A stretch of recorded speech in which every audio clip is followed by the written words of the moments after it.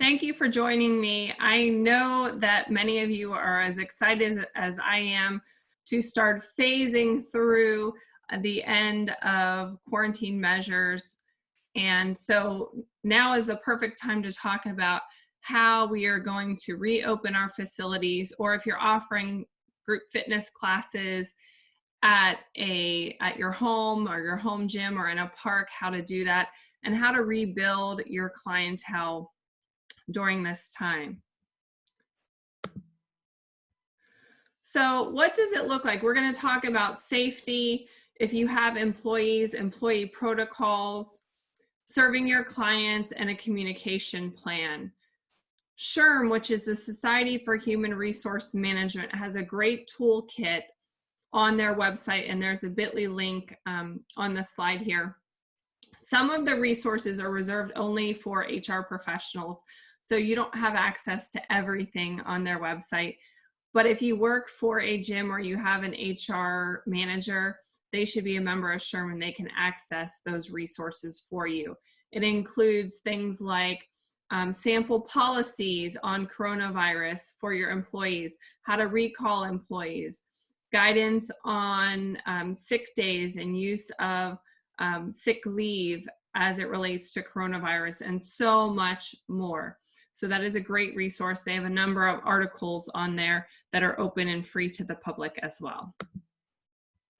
State by state, there are challenges because each state put out its own guidance, and based on the governor of the state and your incidence of coronavirus, the way that we proceed might look a little bit different. So it's important to be up to date on your specific state.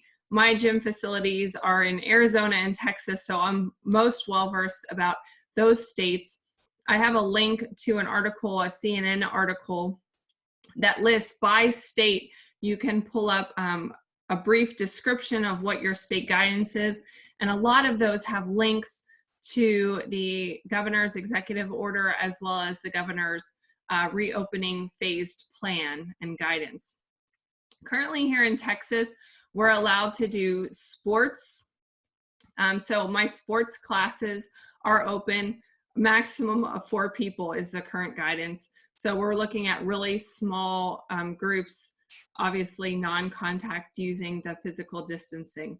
I'm also operating my medical-based services of nutrition and corrective exercise under medical guidance. Gyms in Texas open May 18th at 25% and using social distancing practices.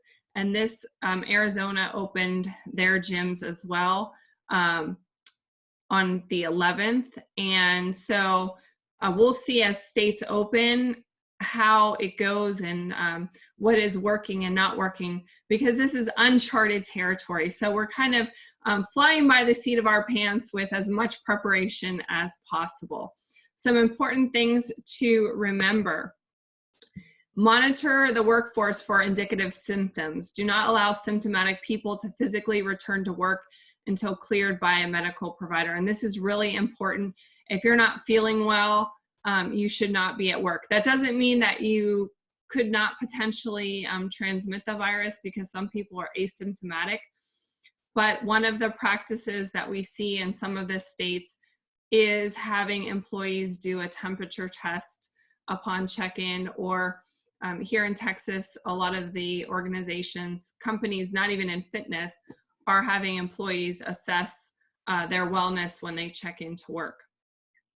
You should also develop and implement policies and procedures for any kind of tracking following a positive COVID test. If you're working by yourself as a contractor and doing your own classes, this should be relatively easy to track who you've come in contact with. If you have a larger studio, this could be more complex in terms of tracking, if someone tests positive, who they could have become in contact with, so you can communicate with those individuals about the risk. One of the things I recommend is communicating frequently via all of the mechanisms that you have available with your clients. These are 2 of the promotional materials I put out on social media today in regards to the programs that we are offering. You'll note that it does speak to virtual appointments still available, because you may have a number of clients who either, one, do not feel comfortable coming out into public and interacting with people in close proximity for fitness yet, or two, you're dealing with a high-risk group. I work with cancer patients, seniors. They may not feel comfortable coming out because they are high risk. And so the virtual option still is going to be a better option for them at this time. Phase 1 reopening plan. Number 1, know what your state guidelines are so that you can follow those accordingly. I've seen in the news some threats of organizations for not following state protocols, potential fines, and certainly you don't want to come in to subject yourself to that. Know what resources you have available during your opening. Number 1, if you are a gym, who do you have in your instructor base? A lot of gyms laid off their entire staff.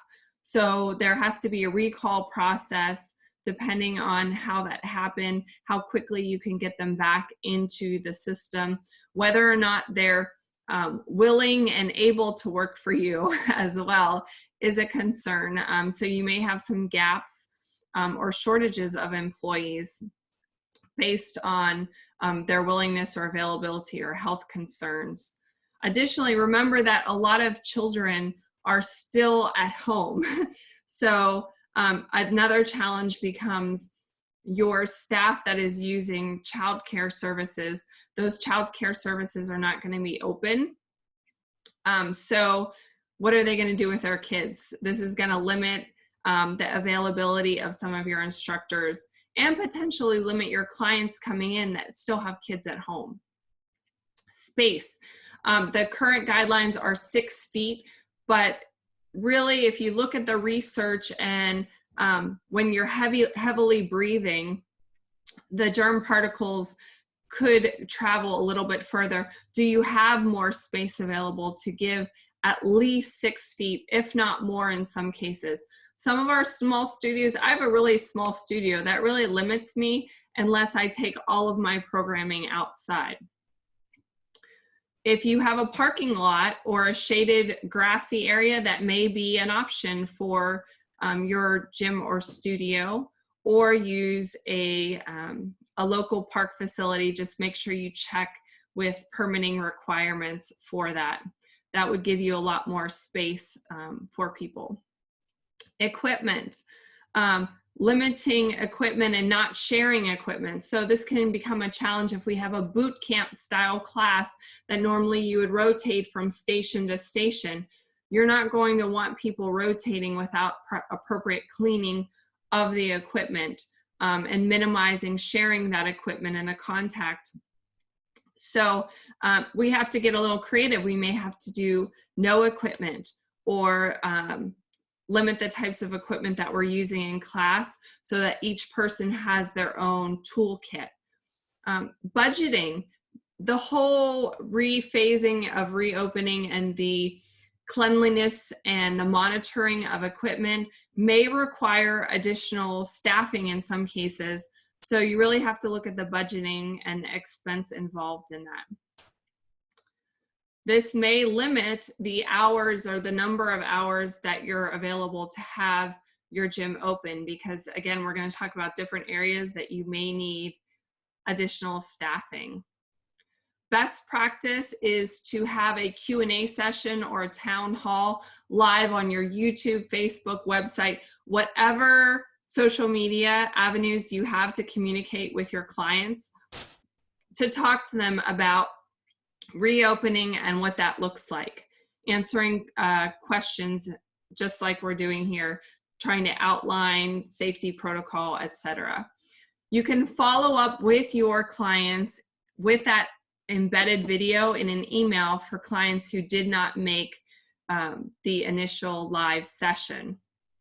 But it's important to invite clients in advance to attend so they can bring their questions for you. Here are some other samples of social media that I've developed to communicate with clients on my Facebook and Instagram, to let them know, again, what the options are, that we are resuming live classes, but we do still have our live streaming and on-demand classes also available to them. Obviously, this whole coronavirus has brought a focus on proper personal hygiene, and that needs to continue. And we need to continue to remind people about proper personal hygiene. You can do this through blog posts, signage, cute videos, especially washing your hands or using sanitizer, especially after touching frequently used items or surfaces. So having the signage, number one. Two, making the product readily available and deciding what that looks like, and even videos on how to appropriately wash your hands. There's lots of different fun ways that you can do this. That's really important. Avoid touching your face, sneezing or coughing into a tissue. Disinfecting frequently used items or surfaces as much as possible. This is going to take planning and execution and a lot of tracking in your home studio or at the gym. So you need to develop a cleaning plan. Who is going to be responsible for cleaning? Where do they get the products? How often are they cleaning it? Is there a sign-off sheet that you're going to use to track to ensure that it has been done? This is going to require extra staffing and limited use of potentially your studio space because you're going to need to keep deep cleaning on a regular basis. Some facilities may close midway through the day where you have that lull that not a lot of people are in the gym, to allow for a full cleaning process. Or decide if that's not necessary, you can do that deep cleaning while the studio is still open. Some particular areas that we need to be careful about is any equipment that people are going to be touching. If you have some machine equipment in your facility, having a staff member on the equipment floor, floating around to make sure that the cleaning process is happening, and maybe even staffing in the bathroom, cleaning the areas after people have used the bathroom, almost like a bathroom attendant. If you think about when you go to a club, someone to wipe off the counter, wipe off the changing areas, and anything that people may have touched. Strongly consider using face coverings while in public.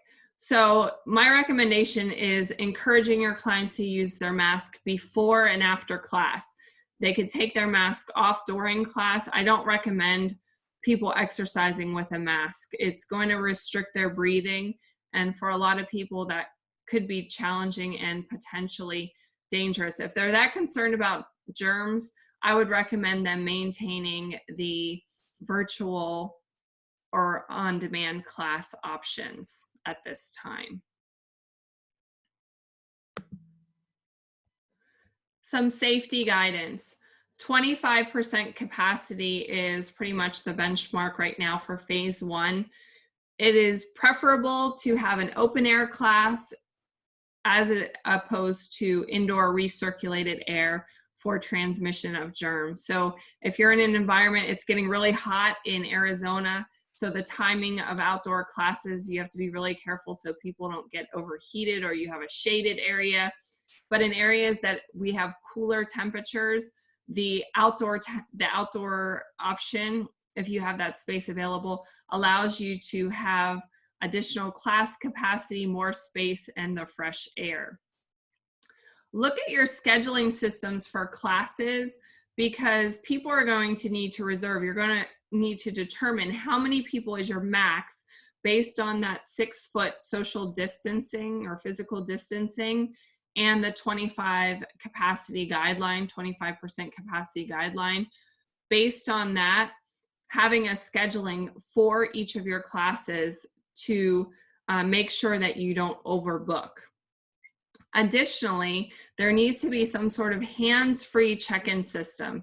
If you have a membership card that has a little barcode and people can walk up to a scanner and scan the barcode without touching anything, that's great. Or some gyms have a phone check-in system that the person uses their phone to check in and they don't have to touch anything. That would also be a good way to get people to check in. I would encourage you to have the physical doors open wherever possible to limit the exposure to individuals touching doors to open, to get into your gym, number one, to get into the group fitness room, to get into the bathroom. All of those doors are a potential germ point that people could contaminate one another. So anywhere that we can prop those doors open and limit the need for people to touch extra things that we have to clean is better. Limited shared equipment. So instructors should not be using the same mic. This is an opportunity to tell people if they don't have their own mic to invest in one, and then they can plug it into the main system. The mics are just going to be too hard to sanitize effectively without potentially damaging the electronic equipment.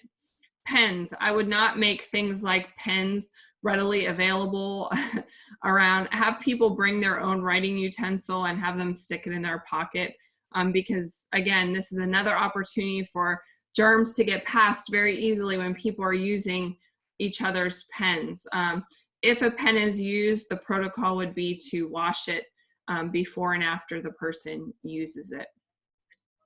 Again, signage, communicate, remind people to encourage them to stay 6 feet apart. Mark the floor if you have a check-in area or a waiting area for group fitness or equipment. Have the floor marked, the 6 feet, so people can visually space out.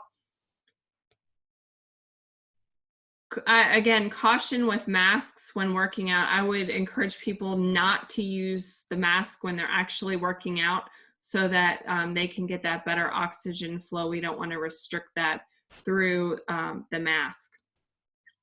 Decide if you need to do a temperature check of clients coming in. Again, if you're taking a fever reducer, you're not going to have a temperature and you could potentially be asymptomatic to the coronavirus. So it's not a fail-safe, and it's another area that when you're coming in close contact with people to administer a temperature, you're exposing each other as well. So decide if that's something that you want to do, or just have people use their sense to check their temperature and assess how well they feel before they come into the gym facility.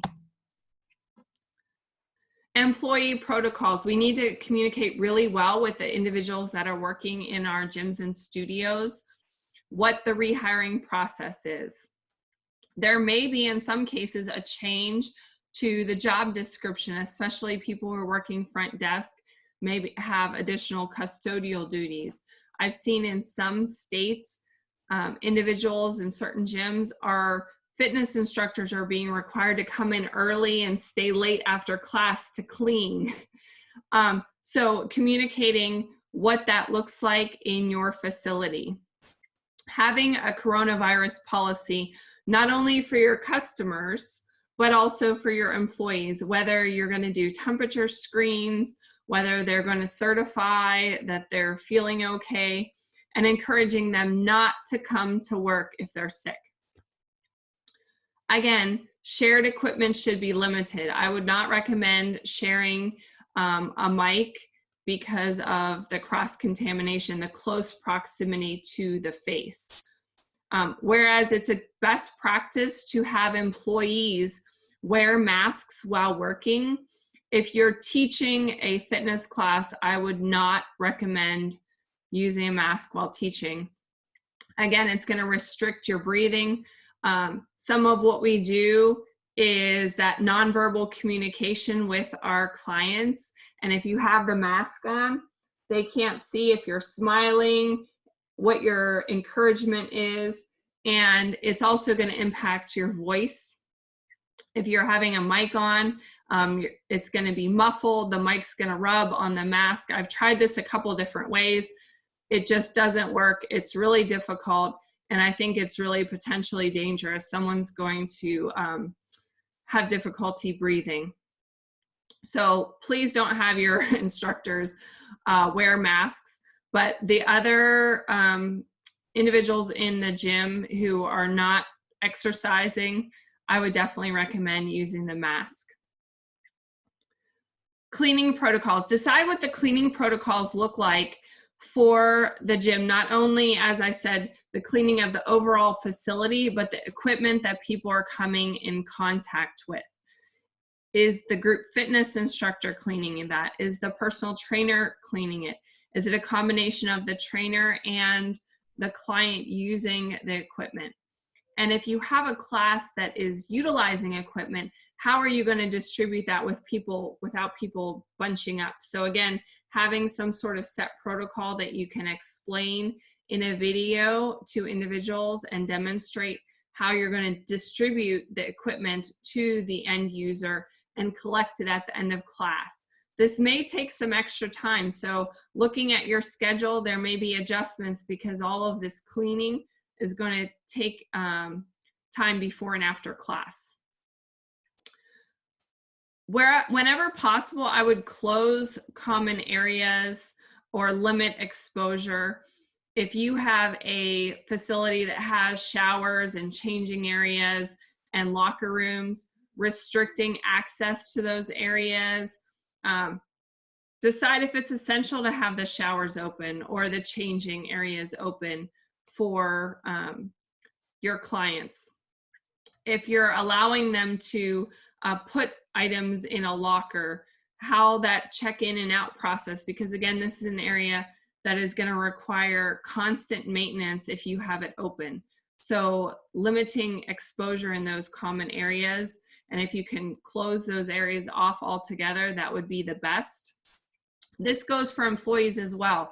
Not giving access to a break room. Encourage your employees to store their lunch and their belongings in their vehicle if possible, and encouraging them to take their lunch outside in their car or in a separate area, because you just can't, it's going to be very difficult for you to maintain the cleaning wherever possible. Eliminate use of those areas. Paid leave. This is big. Listen up. Under the Families First Coronavirus Response Act, many businesses are going to be impacted. Even if you have fewer than 500 employees, you have to provide up to 80 hours of paid sick leave benefits if employees need leave. This complies with self-quarantine orders. Again, self-quarantine, this is not just governor's stay-at-home orders. This also provides emergency paid family leave for parents who can't work because their children's schools or childcare is closed. If they're caring for a at-risk individual, all of these would allow up to 80 hours of paid sick leave. This is really important. If someone has symptoms, they're going to be able to call in and get immediate paid sick leave. There's already been court precedent on this. A small company in Tucson denied an employee paid leave and had to back pay like $1,600 of paid leave at the hourly rate for this individual.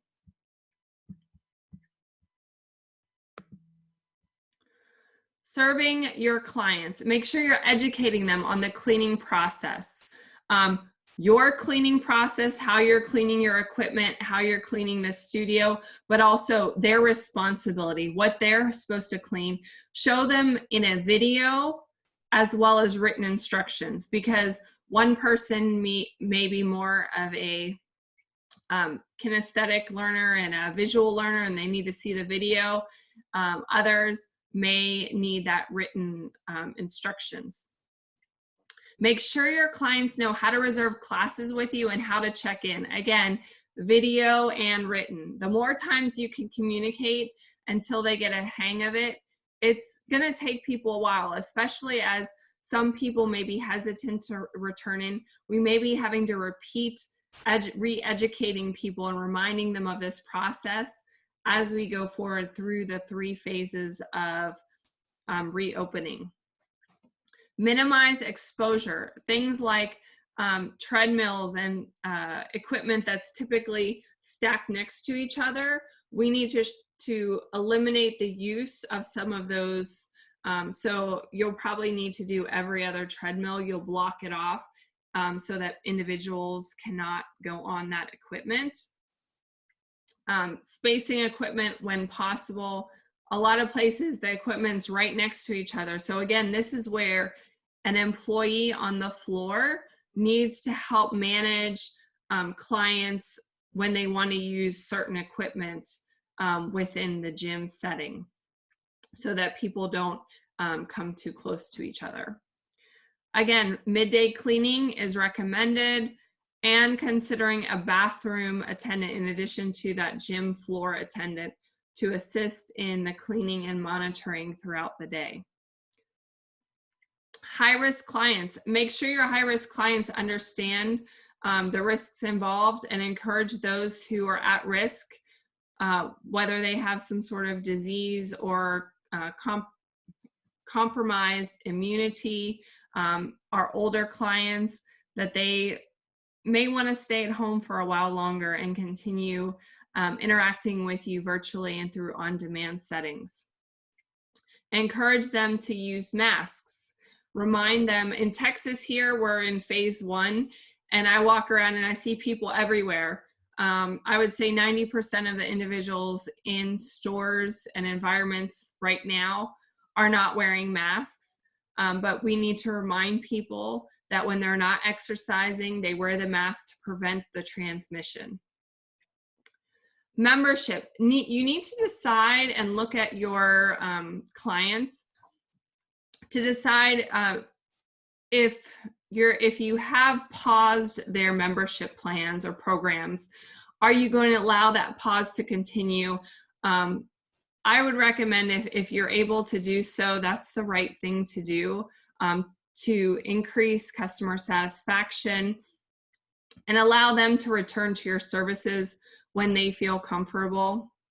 Encourage those who are not ready to return to the gym to engage with you virtually. One of the best practices that I'm seeing in organizations is a donation program that you can set up to allow clients who are financially stable and able to donate to a pool for those who may be members of yours that cannot financially afford to continue their membership or pay for their classes. So this is a way for you to give back to your members and allow them to help each other by sharing some of the membership fees and helping support each other. So if you have a client that says, hey, you know, I haven't been working because of the coronavirus, my kids are at home, I'm caring for an elderly family member, they can apply for a scholarship or financial support through your organization to attend classes, either in the live setting or virtually. And then your clients, your client base helps support that by donating. You can also open this up to a larger environment and open it up to the community to donate to help support other people to take classes and stay healthy at this time. Again, I would continue to offer virtual options for your clients because this is going to be an ongoing process, and you do still have high-risk clients that you don't want in the gym quite yet. In your group fitness class offerings, calculate and mark the floor space. If it's a class setting that people get equipment and they come to an open floor, mark each floor space available. And you can even assign spaces as people sign up. They can pick which spot on the floor that they get is an option. to keep it organized. As people come in, they know which number they're going to. Some movie theaters have a similar process that you select your seat. In the reservation, they could select which spot on the gym floor that they'd like to have. I would recommend limited equipment use whenever possible, again, because it's going to complicate the entire keeping people clean and safe. The less equipment you can use, the better. If there is equipment needed, encourage your clients to bring their own equipment. Have them bring their own resistance bands or mats. Have them bring their own towels. Have them bring whatever possible to eliminate some of that cross-contamination. One of the best practices that we're recommending is no towel service. This complicates things when you have to sanitize towels, handle towels, sweaty towels, moving and sanitizing what holds the towels. Just don't offer towels. Let your clients know if they need a sweat towel, they need to bring their own until this whole thing is finished. Limit locker room use, lockers, changing, showers.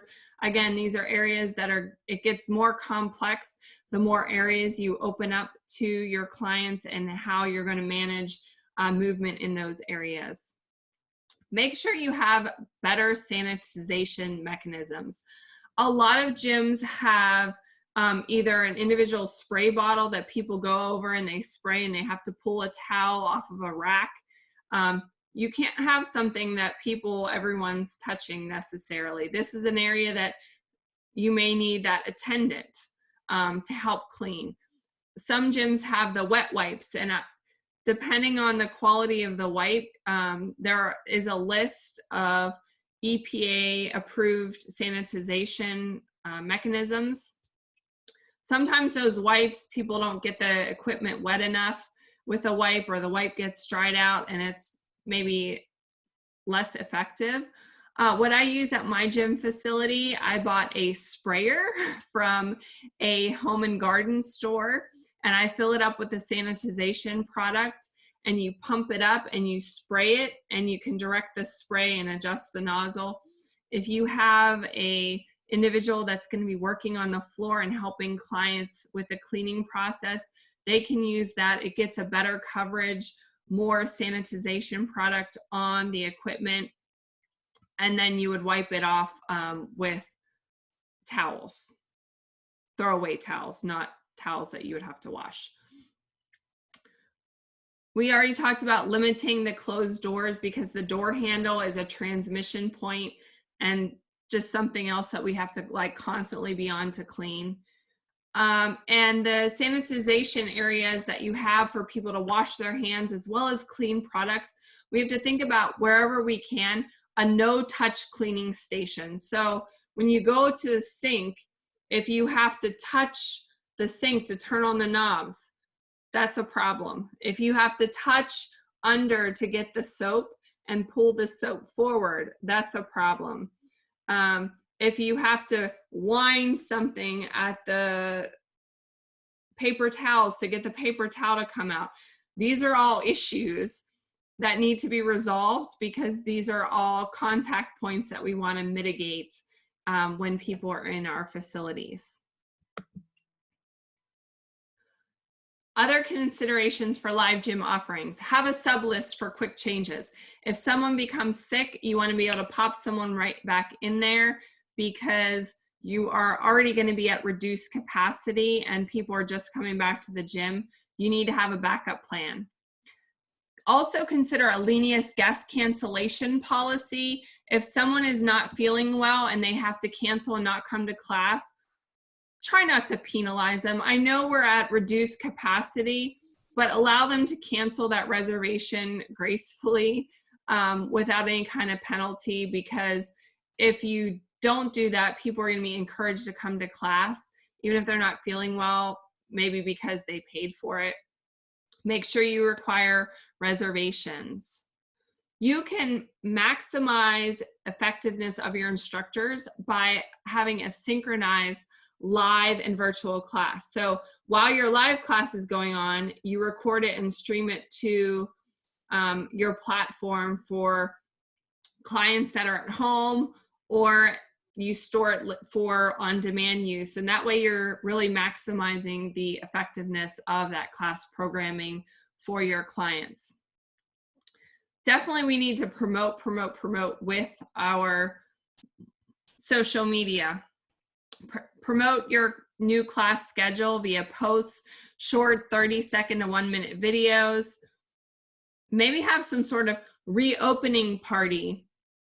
And it doesn't have to be a huge event, but an ongoing reopening week, and have people celebrate coming back to the gym by taking a selfie outside your gym facility, a sweaty selfie. Have challenges, free challenges to re-engage your clients. These could be health challenges. They could be fitness challenges like squats or planks or something fun. You can encourage people to bring a friend if you so choose, especially if you're trying to rebuild and regain new clientele that maybe you've lost some clients during the closure. Have people that are already taking your classes invite a friend to come and check out class for free. Just make sure you factor that in with your reservation process so that they can reserve for a friend. I have a consistency club program, and I think this is a great way to get people re-engaged and encouraging them. They track how many classes they've attended. When they've attended 20 on the little stamp card, they keep track. I don't have to touch the card. They submit that card, and once a month we do a drawing for a fun fitness swag of some kind. And you can have some themed workout parties. Who doesn't love to dress up? Have some themed workout parties to get people excited to come back to the gym and take some classes. 80s, you could theme 80s music, 80s workout outfits, something really fun. There's lots of different ideas there. Pool classes. I teach Aquafit with Healthy Fit. Again, we want to make sure that the locker room use is limited. I would discourage having showers opened. For a check-in process, similar to having assigned spaces on the gym floor, I would have assigned seats on the pool deck so that when people check into class, they know which chair that they're going to place their items on. And it would help facilitate the check-in process and keep people away from each other, limiting some of the confusion that can happen when people are coming into a pool class. Again, sanitization of common areas or equipment. If you're using the pool lift, that has to be sanitized every time. Cleaning off the handle, the handrails, getting in and out of the pool, that's another area. Encourage people, again, just like any other class, bring your own equipment. If they're coming to aqua class regularly, they probably have their own pool noodle, they probably have their own dumbbells, or they're inexpensive to order. They can order those and bring their own. The CDC has found there's no evidence of transmission of coronavirus through pools or water, so that is a huge win, and I would celebrate that and educate and remind people about that thoroughly. Again, I would not provide any towels. Have people bring their own towels to the facility. One of the things that I just want to remind people about is that Healthy Fit, all of our programs are able to be taught virtually outdoors and with no equipment. So if you're in a position as a group fitness instructor that you're like, shoot, my class requires equipment. For example, if you're a step instructor and that's all you teach, it can be challenging if you don't have a step to teach that class. So adding something to your toolkit that you can teach and be a little bit flexible with is great. We'd love to have new instructors on our team, and we have certifications scheduled all the way through August. So if you're interested in those, feel free to reach out to me. I would encourage you to continue offering virtual classes, accountability groups, free challenges online as a way to continue engaging with those high-risk clients or people who just aren't comfortable getting out in public yet. In addition, this is a way for you to recruit new clients. Continue teaching Zoom.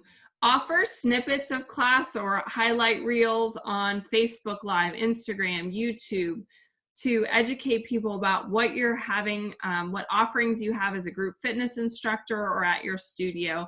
And you can use cross-posting to post in multiple places so that you're working smart, not hard. I use Restream to cross-post things at the same time to really save me time and effort.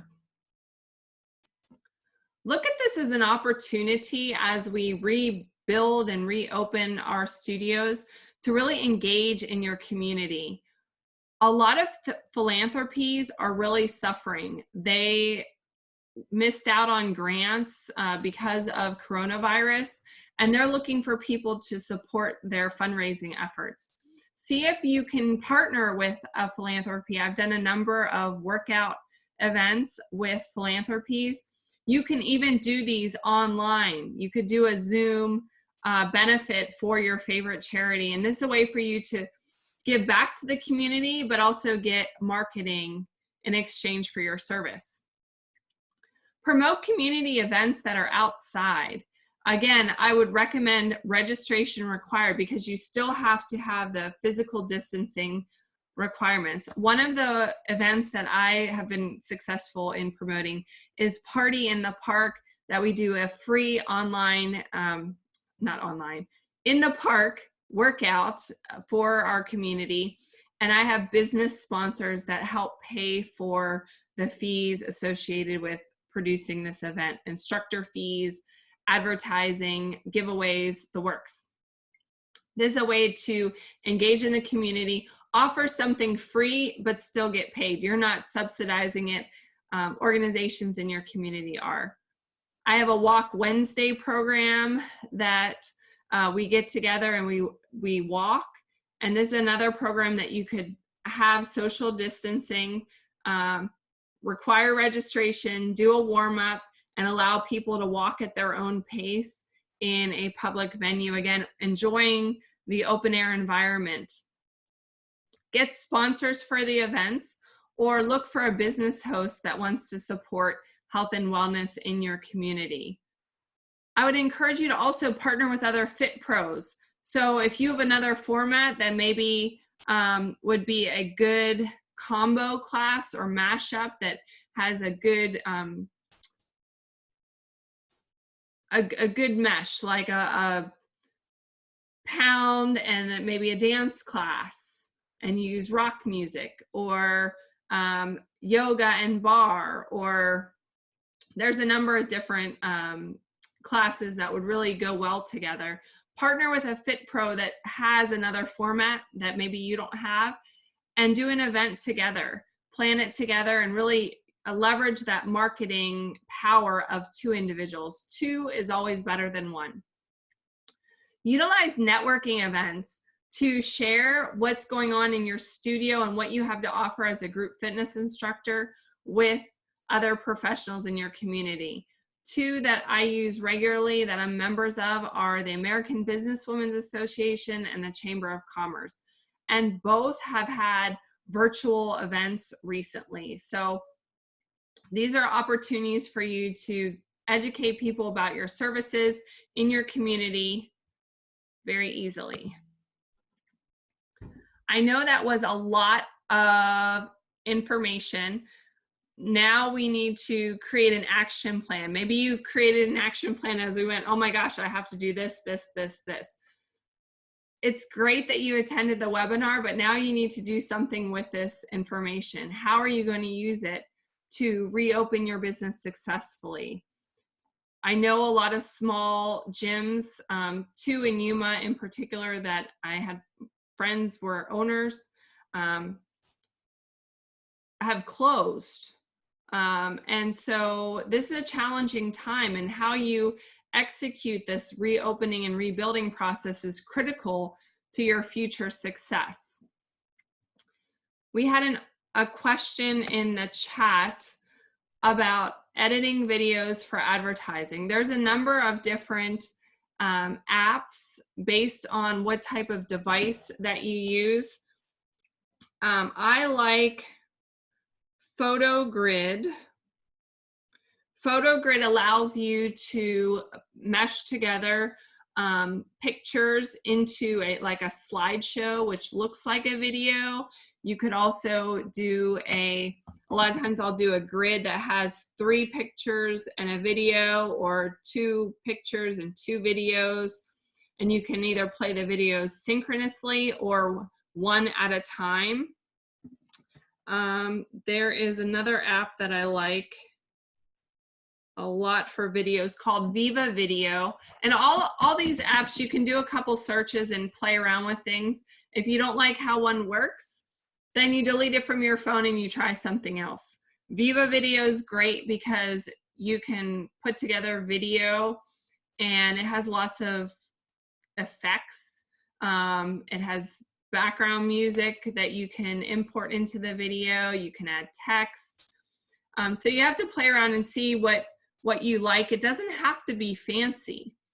Canva, which I use for a lot of my marketing posts, even has some little video templates that you basically plug and play. You drag your video and your photo into Canva, and you can change the colors and whatnot and make it nice and branded.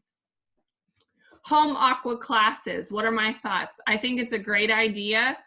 I'm going to be teaching aqua classes from my home as well. Obviously, your class size is going to be small unless you have a really large pool, but it enables you to really interact with clients, I think, on a personal level.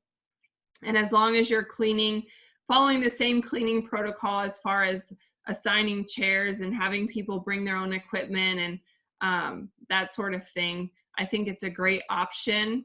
And using what you have available. Just make sure when you're doing classes outside of the gym, hopefully if you've already been doing classes outside of the gym function, you made sure that you have insurance that covers you for that. And if you're going to be teaching classes at your home, I would also invest in an LLC. It's not that expensive. It'll protect your liability should something happen, someone slip and fall or whatnot. That's there to protect you so that they don't come after all of your personal assets. Do we have any other questions?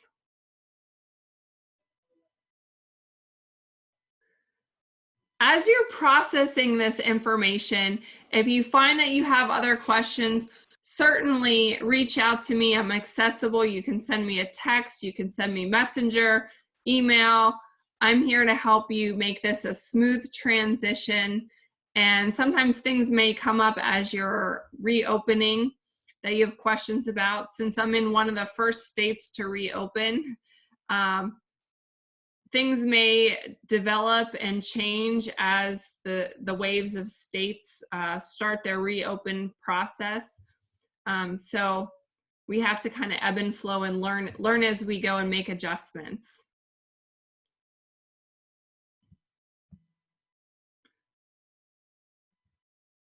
Thank you so much for joining me today. I appreciate you. Have a great day, and I hope you join me for another one of our programs. Next week, our program is the quarantine impact on Tuesday at 2 p.m. Central Time. I surveyed a number of coaches, personal trainers, group fitness instructors, and I have the results of that survey of how this whole quarantine has impacted them. And I'm going to share those results in a webinar next week. Thank you so much. Have a great day.